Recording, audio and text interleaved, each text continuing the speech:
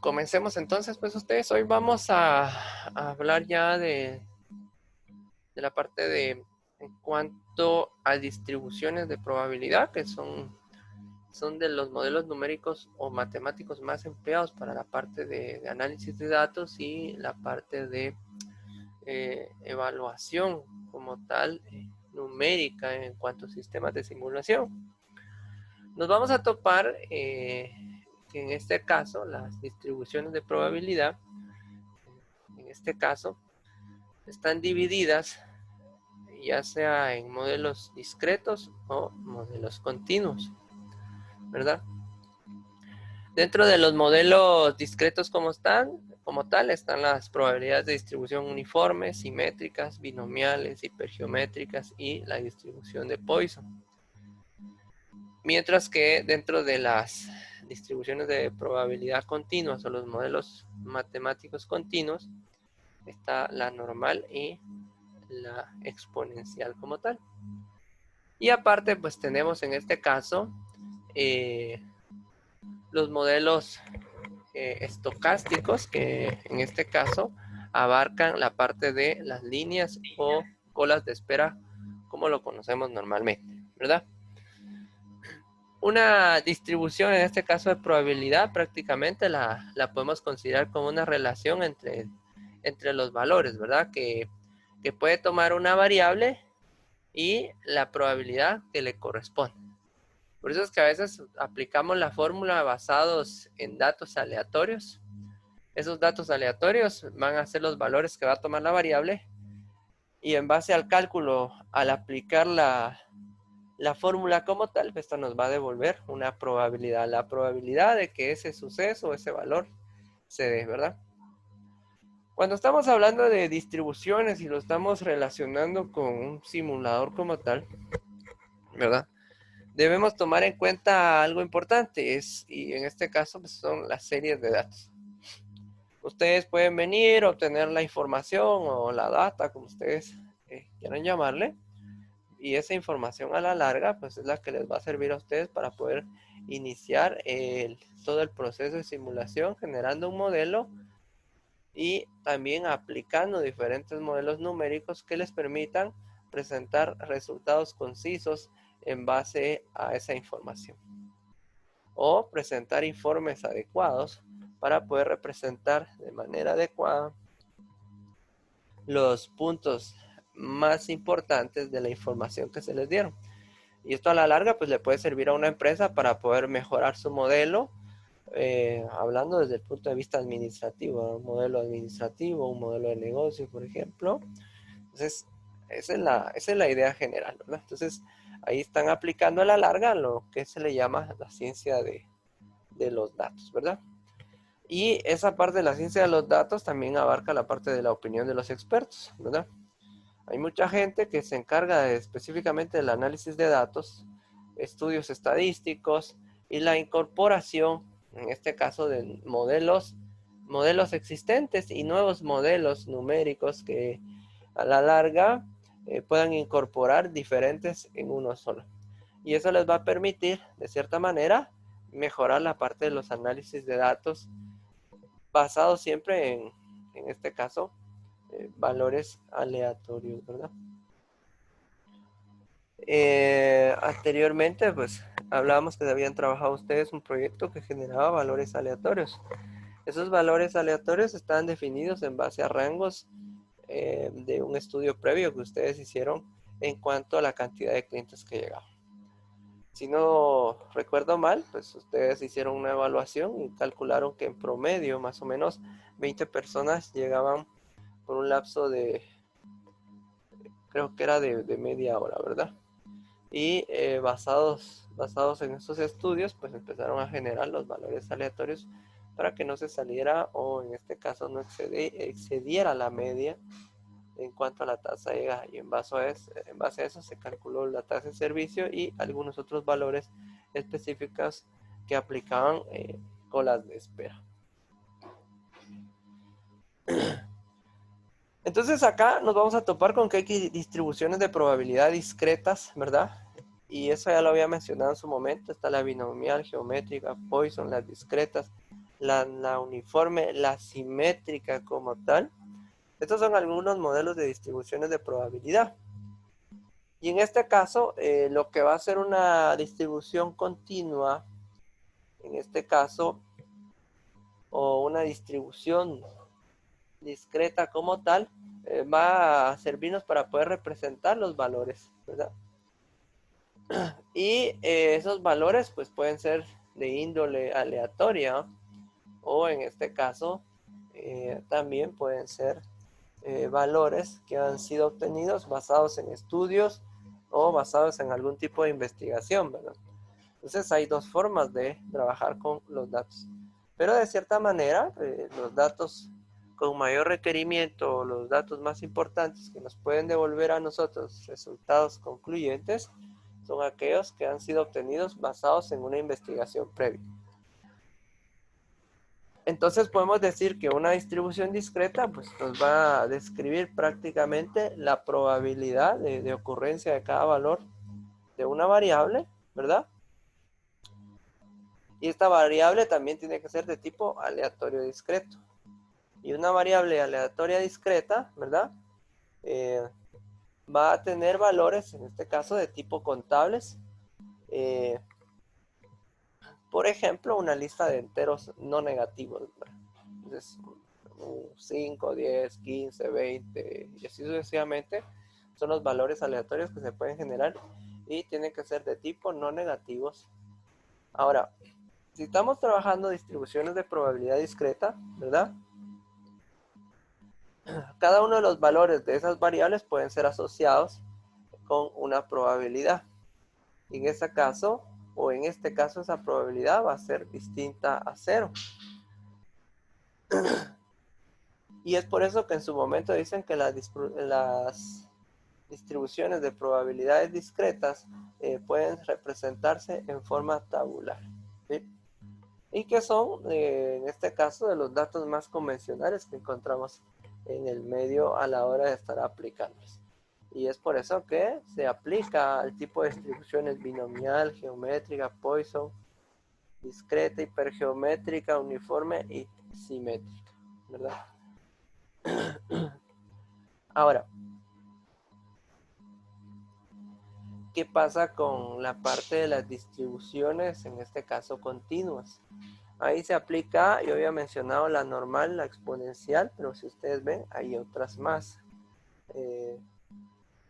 Podríamos considerar la uniforme, la triangular, la parte de trabajo con histogramas también, que de cierta manera nos va a representar las probabilidades de los posibles valores de una variable aleatoria. Fíjense, mientras que uno nos devuelve específicamente la probabilidad de X valor, este nos va a brindar de cierta manera las probabilidades de los valores, de los posibles valores de una variable aleatoria.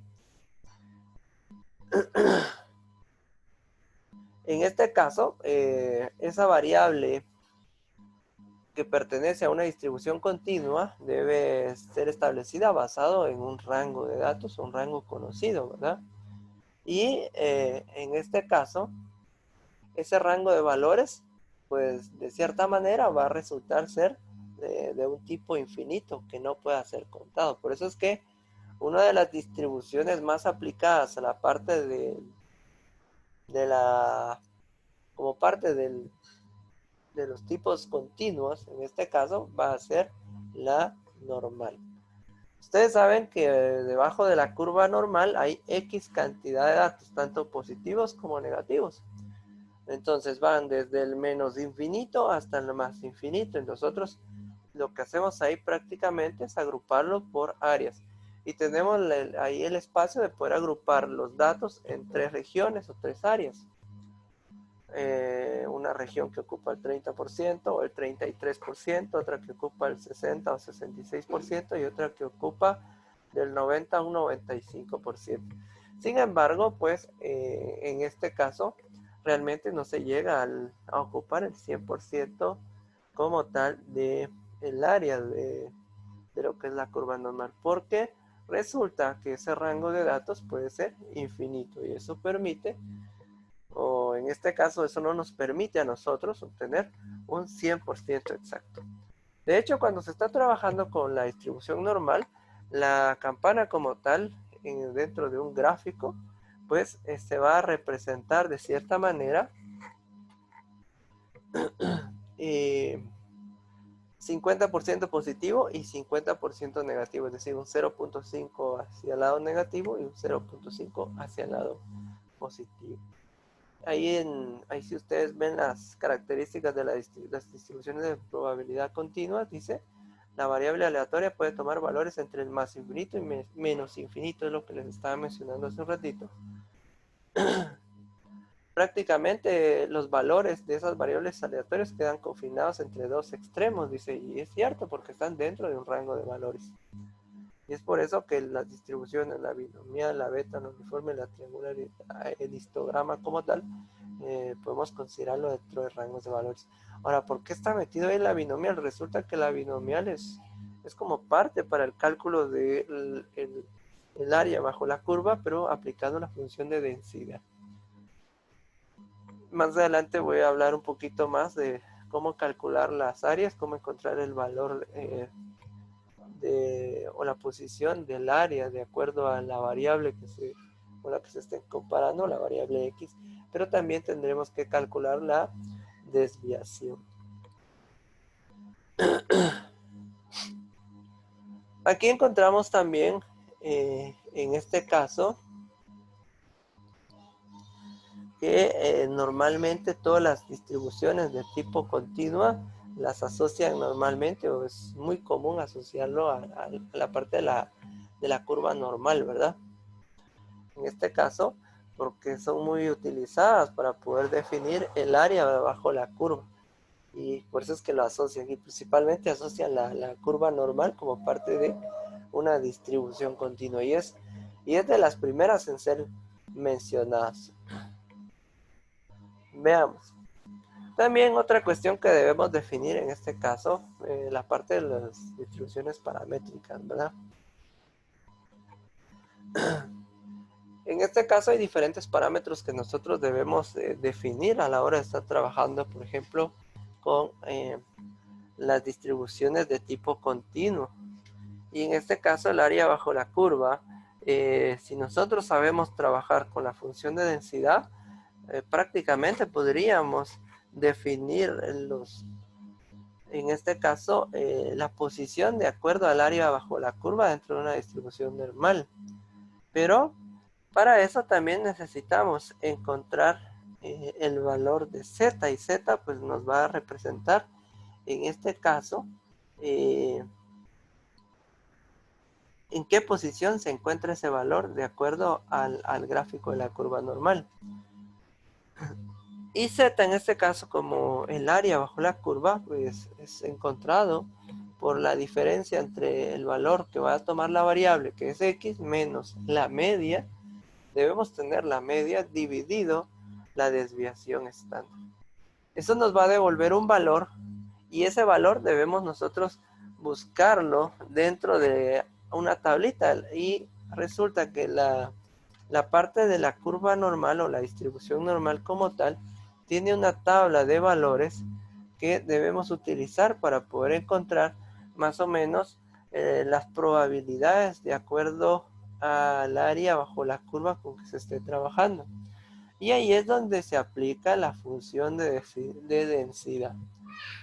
Esa función de densidad nos permite calcular todos los valores de esa tabla de la distribución normal estandarizada, que va desde el valor 0.0 hasta el valor, en este caso, digámoslo horizontal, 3.9, y por columnas o vertical, 0.09, es decir, de 0 a 3.99. Ahora, ¿por qué va de esa área de 0 a 3.99? Porque ahí va a incorporar prácticamente el 3.99 como tal, va a incorporar el 0.5, que equivale a la mitad del área bajo la curva directamente cuando están trabajando con distribuciones de tipo normal. Y ahí también estaríamos estableciendo los parámetros, en este caso, que necesitamos ir definiendo para una distribución. ¿Cuándo podemos aplicarlos, verdad? Número 1, se aplica en este caso la teoría sobre la que se fundamenta una determinada distribución, dice, es aplicada al problema. De cierta manera, para poder aplicar una distribución número 1, debemos ver si ese modelo se adapta. Se adapta a todos los valores y a las circunstancias del problema. Y por eso necesitamos hacer una investigación previa, recabar la información y obtener esa data. Esa data nos va a permitir a nosotros poder hacer diferentes ensayos y así poder definir si es posible aplicar X modelo, ¿verdad? Vamos a considerar que una distribución es aceptada de cierta manera cuando las variables se ajusten en este caso, a las necesidades del problema. Pero ahí mencionan algo importante, aunque no haya una teoría para explicarlo. Y eso tiene mucho que ver porque resulta que para poder aplicar un modelo yo debo hacer muchos ensayos hasta poder quedar satisfecho, en este caso, en cuanto a lo que me está devolviendo. ¿Cuándo puedo quedar yo satisfecho? Si lo queremos ver así, orientándonos a un punto de vista, es cuando, por ejemplo, vemos que los resultados son lo más semejantes a la realidad posible. Entonces, eso me está indicando a mí que el modelo matemático o el modelo de distribución de probabilidad que yo utilicé, sea continuo o discreto, en este caso se acopla correctamente al modelo. Ahora, si yo veo que el método, el modelo matemático que estoy aplicando no devuelve resultados coherentes o resultados que sean lo más parecidos a la realidad, yo tengo que empezar otro estudio y cambiar mi modelo numérico, ¿verdad? Entonces, por eso mencionaban al principio que ahí se necesitaba de la opinión de un experto. ¿Por qué? Resulta que ustedes se van a volver expertos cuando, de cierta manera, en su proceso de formación, en su proceso de investigación y por la cantidad de ensayos e investigaciones que han hecho, pueden ir definiendo fácilmente qué modelos aplicar de acuerdo al problema que se les presenta.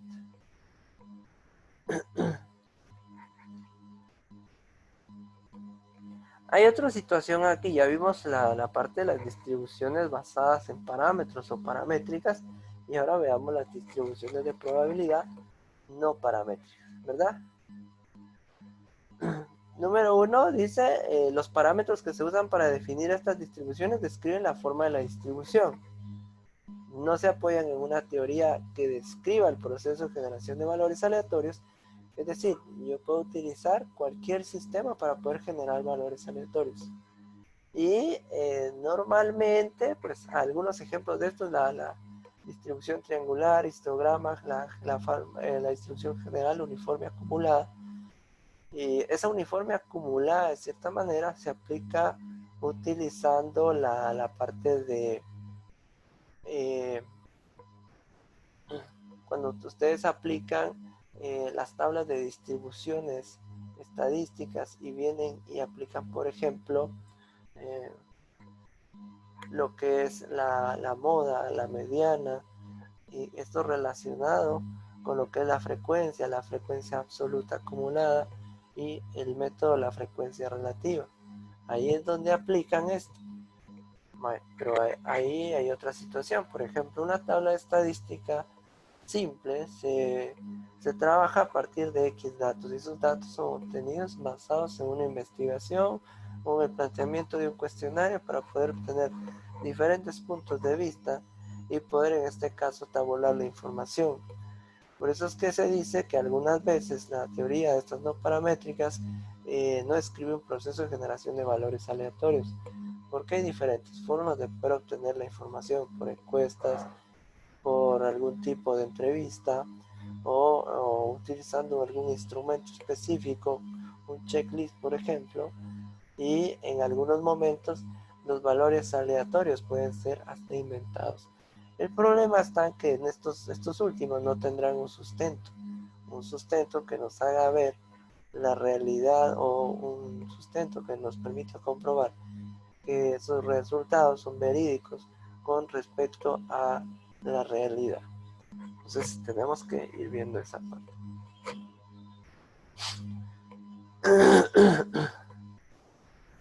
Aquí mencionan algo importante, dice, en este caso, cuando ustedes hacen una investigación y están aplicando algo no paramétrico, de cierta manera la opinión va a ser subjetiva, ¿verdad? ¿Qué quiere decir esto? Aquí hay dos cuestiones. Dice, el experto puede estar muy familiarizado con los parámetros que definen una distribución paramétrica y a veces los parámetros de una distribución paramétrica son intuitivos. Por ejemplo, la binomial. Me mencionan a la binomial, pero también se da en otro caso. Bueno, cuando yo menciono que son intuitivos es porque están colocando los datos por experiencia, ¿verdad? Y ahora, y ese es un problema a la larga. Por ejemplo, yo no hago una investigación precisa de acuerdo al problema y empiezo a trabajar con valores al azar, valores que me devuelven resultados que están muy alejados de la realidad. Yo no puedo esperar que ese modelo de cierta manera sea evaluado objetivamente, sino que a tener una opinión subjetiva.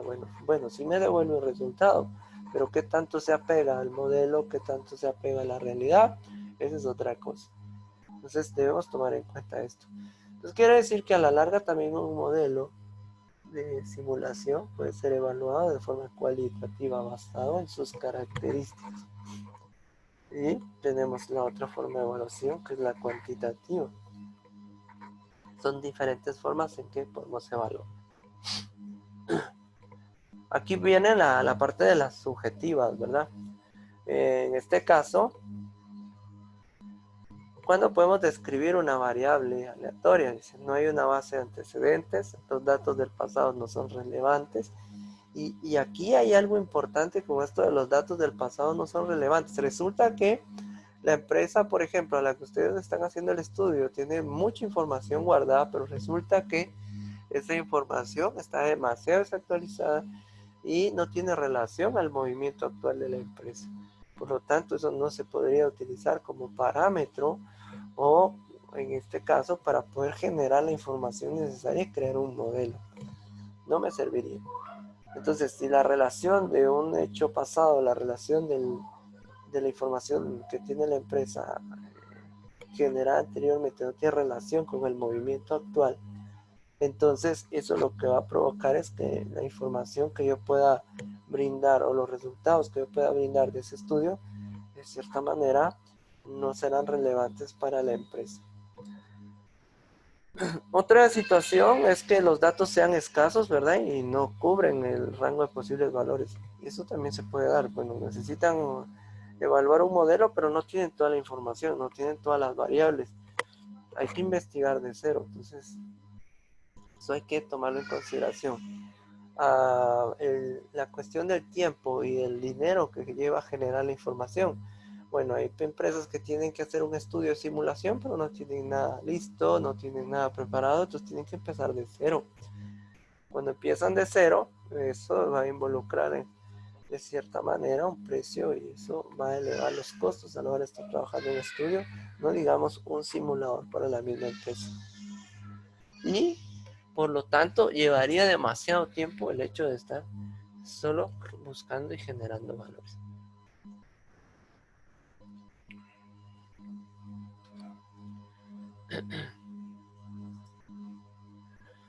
Veamos acá. En cuanto a la parte subjetiva de estas distribuciones, se tiene la variabilidad asociada a la variable aleatoria en sí. Y eso sí, eso va a existir en todas, ¿verdad? Hay una asociación entre los valores y las variables. Pero se va a generar esto, la incertidumbre, ¿verdad? ¿Qué me genera la incertidumbre? O en pocas palabras, ¿qué es lo que me está diciendo? No sé yo o no logro identificar qué me está devolviendo concretamente. Vengo yo y coloco un valor X en una fórmula, si quieren verlo así. Pero número uno, no sé qué es ese X. Y mucho menos voy a saber qué es lo que me está devolviendo X. A eso se le llama la incertidumbre. Obtienen información, pero no tiene ni pies ni cabeza, no tiene un orden. Y eso hace que, de cierta manera, los cálculos que les vaya a devolver un modelo no tenga relación, ¿verdad? Entonces, si lo ponemos, por ejemplo, con el sistema que ustedes crearon el semestre pasado, el simulado, si colocaban un dato demasiado exagerado en la parte de las tasas la tasa de llegada, pues simplemente la tasa de servicio no iba a ser suficiente. Ahora, pero ¿qué pasa con esa tasa de llegada? ¿Era un valor real o era un valor de cierta manera subjetivo?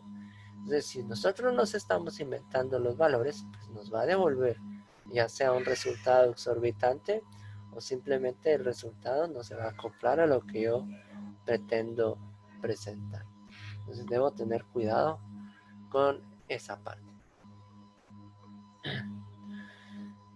Esto de las distribuciones de probabilidad a partir de opiniones de expertos, pues resulta que hay muchas personas que se dedican al análisis de datos. Esas personas han generado sus propios modelos basados en los mismos problemas de investigación que han resuelto o basados en los diferentes medios para recolectar información y a los problemas a los que ellos se enfrentan, ¿verdad? En este caso, pues, en base a la experiencia que ellos tienen, van a utilizar sus diferentes técnicas, van a aplicar las diferentes distribuciones o van a hacer combinaciones de distribuciones. Eso hace que de cierta manera, al hacer diferentes evaluaciones, pues pongan en evidencia, ¿verdad?, la lógica que ellos tienen, la forma de pensar, las decisiones que puedan tomar, y también se va a lograr ver la dependencia que existe entre las diferentes variables que están planteadas dentro de un problema.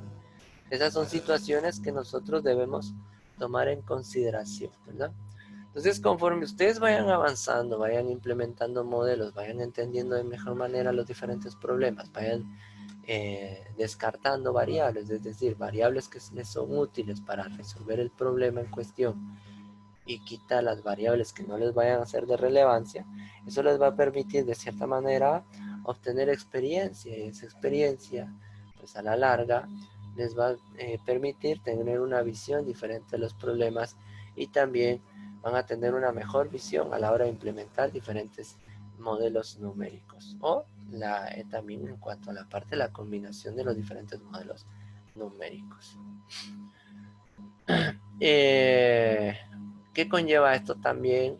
Las probabilidades en cuanto a la estimación de riesgos va a disminuir, van a aprender a distribuir en este caso las tareas, y eso va a permitirles que de cierta manera cada uno cada uno de los miembros de su equipo pueda estar en sintonía con el trabajo que están haciendo, y los cálculos que puedan estar generando basados en el modelo numérico, pues de cierta manera no, ¿cómo decirles? No sean datos individuales, no sean datos que no se relacionan, sino que van a ser datos concretos relacionados, que a la larga, pues les van a ayudar a ustedes a poder hacer estimaciones concretas y presentar informes relevantes de acuerdo al problema que se les presenta, basado siempre en el análisis de la información que, eh, que ustedes estén manejando. Ahora aquí, ¿qué pasa con estas? La parte de las uniformes. Ahí debemos tomar en cuenta, cuando se está trabajando con una distribución uniforme, debemos tomar en cuenta que estas van a manejar un mismo rango de datos, ¿sí? Cuando se maneja un mismo rango, pues lo que a la hora de hacer las diferentes evaluaciones, las evaluaciones van a dar resultados entre 0 y 1. O sea, tenemos un 100% que está manejado entre 0 y 1. Y entonces, ahí podemos nosotros, aplicando la fórmula, encontrar esa probabilidad. Ahí pide un valor mínimo, un valor máximo, porque es un rango de datos, ¿verdad? Y también ahí podemos aplicar la parte de muestreos aleatorios e ir haciendo múltiples ensayos para ver si coincide con lo que nosotros esperamos. Sin embargo, este tipo de distribuciones no es muy aplicado, es como que de los menos utilizados, porque no es un modelo muy complejo, es un modelo sencillo, y eso hace que de cierta manera pues no se le tome en consideración, digámoslo así.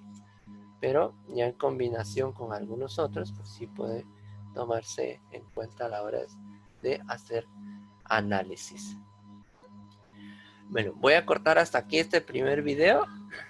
Voy a esperar que se cargue toda la grabación y me vuelvo a conectar. ¿Sí? Denme un par de minutos y seguimos. ¿Eh? Está bien.